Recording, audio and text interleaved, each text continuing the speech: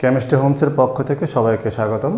আমরা আজকে শুরু করতে যাচ্ছি একাদশ শ্রেণীর দ্বিতীয় অধ্যায়ের একটা গুরুত্বপূর্ণ টপিকস আউফব নীতি। আমরা আরও পড়ব হুন্স রুল বা হুন্স নীতি।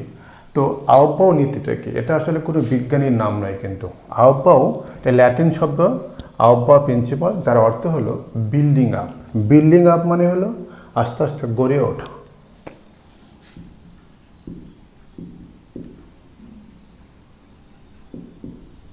বিল্ডিং আপ অর্থাৎ বিল্ডিং যেরকম নিচ থেকে আস্তে আস্তে গড়ে ওঠে, বিল্ড হয়, ঠিক তেমনি আমাদের ইলেকট্রনগুলো কোনো একটি পরমাণুতে কীভাবে বিন্যস্ত হয় সেই বিষয়ে আমাদের নীতিটা হলো আউফব নীতি। এটা কিন্তু কোনো বিজ্ঞানীর নাম নয়। আচ্ছা, এই নীতিতে বলা হচ্ছে ইলেকট্রনগুলো প্রথমে নিম্ন শক্তির অরবিটালে প্রবেশ করে এবং পর্যায়ক্রমে আস্তে আস্তে উচ্চ শক্তির অরবিটালে প্রবেশ করে। তাহলে আমি কি বললাম? নিম্ন শক্তির অরবিটাল, অরবিট নয় কিন্তু। তো নিম্ন শক্তির অরবিটাল হতে পর্যায়ক্রমে উচ্চ শক্তির অরবিটালে প্রবেশ করে। আমি লিখি একটু।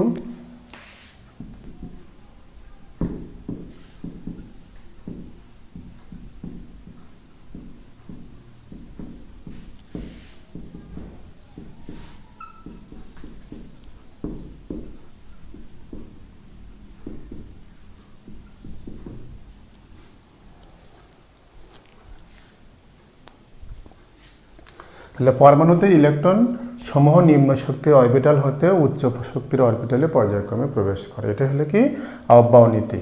তো এই নীতিতে আমাদের ইলেকট্রনগুলো প্রবেশ করবে। এই নীতিটাকে আমরা n+l যেটা বলবো, n+l নীতিও বলে থাকি। এই নীতিটা আসলে n+l নীতির উপর ভিত্তি করে প্রতিষ্ঠিত দেখব। তো আমরা জানি 1 নং শক্তি স্তরে আছে আমাদের 1s অরবিটাল, 2 নংয়ে 2s আর 2p, 3 নংয়ে 3s 3p 3d, 4 নংয়ে 4s 4p 4d 4f, 5 নংয়ে 5s 5p 5d 5f 5g, এভাবে আমাদের আছে। তো 6 নংয়ে আছে 6s 6p 6d 6f ইত্যাদি। এখন বলা হচ্ছে আমাদের যতগুলো ইলেকট্রন সবগুলো s p d f এই অরবিটালগুলোর মধ্যেই মোটামুটি মানে পূর্ণ হয়ে যায়। সেজন্য আর ওই যে পরবর্তীতে এগুলো প্রয়োজন পড়ে না, s p d f এর মধ্যে সীমাবদ্ধ থাকবে। তো এখানে বলা হচ্ছে কার শক্তি বেশি কার শক্তি কম। আমাদের বই পুস্তকে দেখতে পাই এরকম একটা কার্ভ,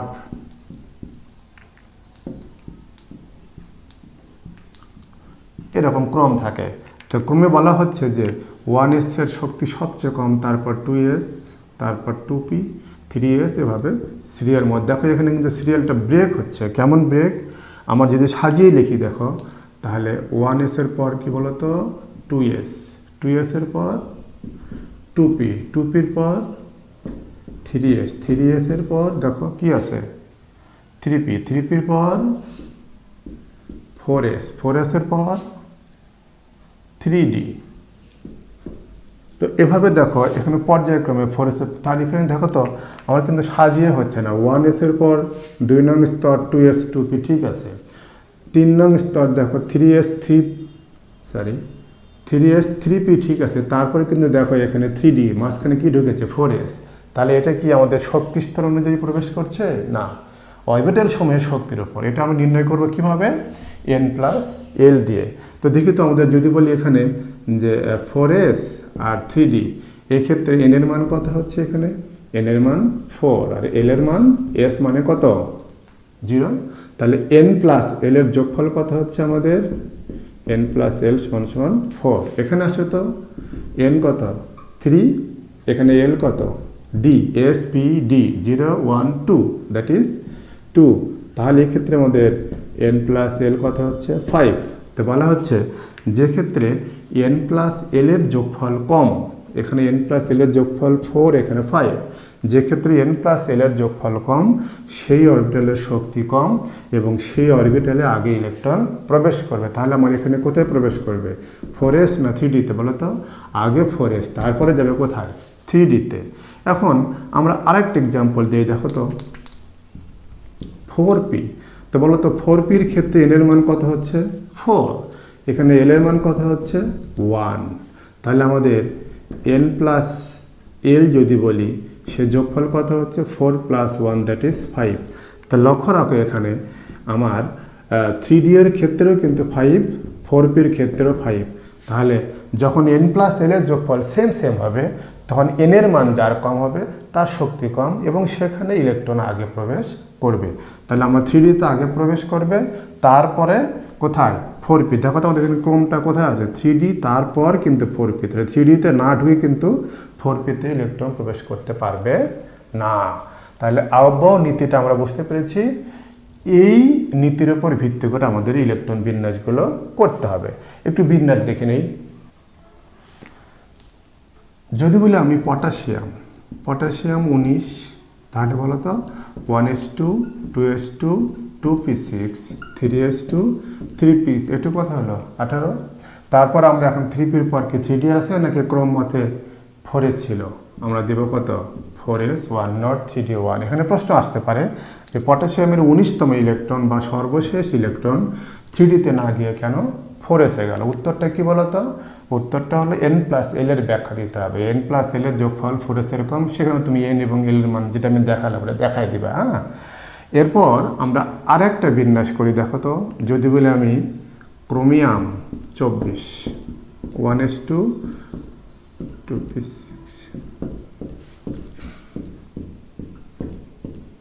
3d4, আমরা সবাই জানি যে অধিক সুস্থিত গঠন হলো কোনো একটি অরবিটালে অর্ধপূর্ণ বা পূর্ণ। যেমন ডি এর ক্ষেত্রে D5 অধিক সুস্থিত অথবা D10, যদিও 5-এর চাইতে 10-এর সুস্থিতি বেশি। তাহলে এখানে কি অর্ধপূর্ণ বা পূর্ণ হতে যদি একটি ইলেকট্রন কম হয় তখন সে সুস্থিতি অধিক পাওয়ার জন্য তার উচ্চতর শক্তি স্তর থেকে একটি ইলেকট্রন নিয়ে অর্ধপূর্ণ লাভ করবে। দ্যাট ইজ আমার এখানে এটা হবে কি 1s2 2s2 2p6 3s2 3p6, এখানে 4s1 3d5।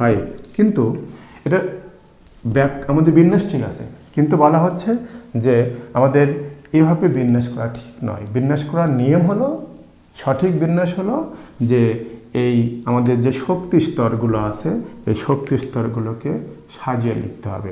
দ্যাট ইজ তাহলে আমরা সঠিক ক্রমটা কোনটা হবে, মানে লেখার নিয়ম 1s2 2s2 2p6 3s2 3p6 3d5 4s1। তাহলে আমরা ইলেকট্রন কিন্তু 4s এ যাওয়ার পরে 3d তে গিয়েছে, কিন্তু লিখতে হবে কি হবে সিরিয়াল। তাহলে আমাদের এখানে কে শেল, এইটুকু হলো এল শেল, এটা হলো এম এন। এখন আমরা চলে যাচ্ছি হুন্ড নীতি। তো হুন্ডের নীতির ক্ষেত্রে বলা হচ্ছে যে বিভিন্ন অরবিটালে, মানে আমরা জানি যে পি এর 3টে আছে অরবিটাল XYZ, এই XYZ এর 3টির শক্তি কিন্তু কি সমান, আবার ডি এর যে 5টা আছে 5টার শক্তিও সমান। তখন বলেছেন যে এই সকল অরবিটালে যখন ইলেকট্রন প্রবেশ করবে তারা এমনভাবে প্রবেশ করবে যেন সর্বাধিক সংখ্যক বিজোড় ইলেকট্রন থাকে। এটাকে আমরা ঘুরিয়ে বলতে পারি যে ইলেকট্রন ওই সকল সমশক্তি সম্পন্ন অরবিটালে প্রথমে একটি করে প্রবেশ করবে এবং সেটা সময় স্পিনে, তারপরে আরেকটি করে। কিভাবে আমরা একটু লেখার পর দেখাচ্ছি।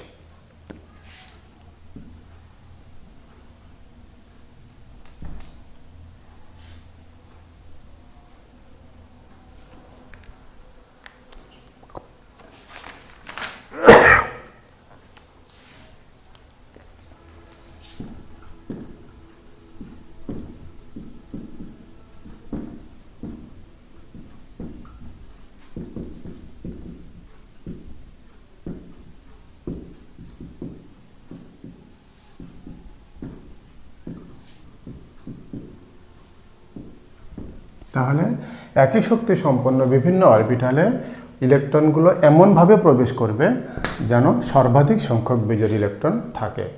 তো এটা আমরা একটু এক্সাম্পল দিয়ে দেখি।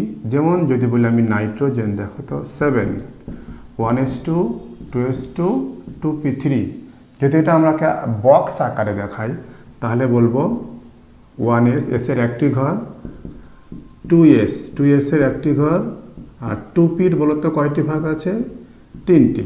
তাহলে এখানে এস এ 2 ইলেকট্রন, একটা ঘড়ির কাঁটার দিকে একটা কি বিপরীত দিকে, এখানে ঘড়ির কাঁটার দিকে বিপরীত, কিন্তু এখানে p3, এখানে বলা হচ্ছে এই নীতিটা কাজ করবে। সেটা হলে কি আমাকে দিতে হবে 1 1 1 এবং সেটা 3টা স্পিনের মুখ দেখছো একই দিকে।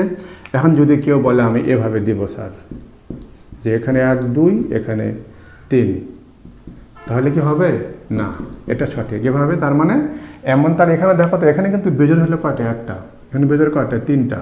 তাহলে নিতে সঠিক কোনটা? এইটা, যে এমনভাবে ইলেকট্রন প্রবেশ করবে যেন সর্বাধিক সংখ্যক বেজোড় ইলেকট্রন হয়। তার মানে এখানে 3টি বেজোড়, এখানে 1টি বেজোড়। এভাবে আমরা হুন্ডের নীতি ব্যাখ্যা করতে পারি। আমি আরেকটা ব্যাখ্যা তোমাকে দিয়ে দেখো তো। Fluorine 9 1s2 2s2 2p5। তাহলে আমরা বক্স আকারে কি বলতে পারি? পি এর ঘর কয়টা? 3টা। 1 2 1 1 1। প্রথমে কিন্তু একটা একটা করে প্রবেশ করবে, তারপরে 5টি আছে এই যে। তাহলে এখানে আমাদের বেজের কয়টি আছে? 1টি আছে। আমরা হুন্ডের নীতি বুঝে ফেললাম। এবার চলে যাচ্ছি আমরা পলির বর্জন নীতি।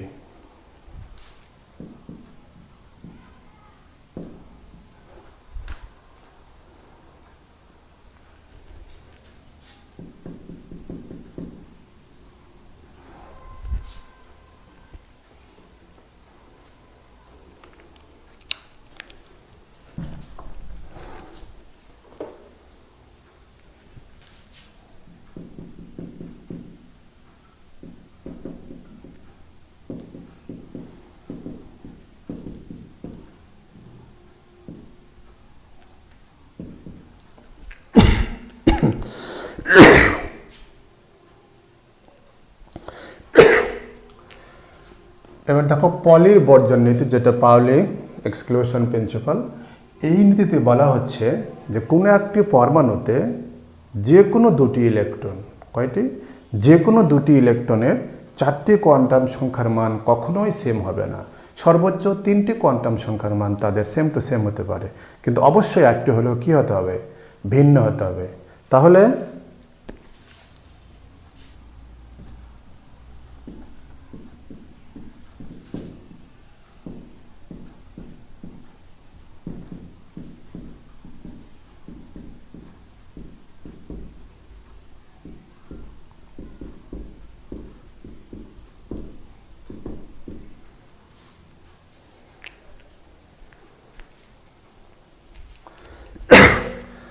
তাহলে কোনো পরমাণুতে যে কোনো দুটি ইলেকট্রনের 4টি কোয়ান্টাম সংখ্যার মান কখনো সেম হতে পারবে না। আমরা একটা এক্সাম্পল দিই। যেমন দেখো হিলিয়াম 1s2। যদি আমি বক্স আকারে আঁকি, বলবো এটা একটা ইলেকট্রন, এটা একটা ইলেকট্রন। যদি বলি আমি এটা প্রথম ইলেকট্রন, এটা বলবো কি বলতো? দ্বিতীয় ইলেকট্রন। আচ্ছা, আমি এভাবে লিখিত প্রথম ইলেকট্রনের জন্য। তাহলে প্রথম ইলেকট্রনের জন্য বলতো এখানে এন এর মান কত হচ্ছে? এই যে এন এর মান কত হচ্ছে? এখানে 1। তাহলে আমাদের দ্বিতীয় ইলেকট্রনের জন্য তো তোমার এন এর মান এইটাই, দ্যাট ইজ এন এর মান 1। তো এল কত হচ্ছে সহকারে দেখো তো। এখানে এস না, এই 2 ইলেকট্রন কোথায় আছে? এস মানে এল এর মান কত? 0। তাহলে এম, তো 0তে কোনো প্লাস মাইনাস এল নাই, অতএব 0-এর জন্য 0। কিন্তু এস এর মান দেখো তো, প্রথমটা যদি আমি প্লাস হাফ ধরি, পরেরটা মাইনাস হাফ। হ্যাঁ, তুমি যদি বলো স্যার আমি প্রথমটা মাইনাস হাফ ধরবো, পরেরটা প্লাস হাফ, নো প্রবলেম। তবে চলে হলো প্রথমটা প্লাস হাফ, পরেরটা কি? Minus half. তাহলে দেখো তো এই যে 2টি ইলেকট্রন পেলাম, 4টি কোয়ান্টাম সংখ্যা কখন সেম হলে? দেখো এই 3টি সেম, এই 3টি কি হয়েছে?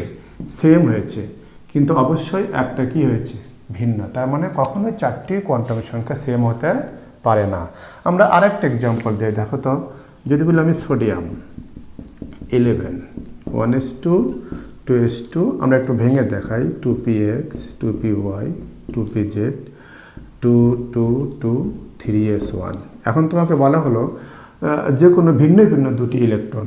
একটা বলা হলো 11তম ইলেকট্রন, আর একটা বলা হলো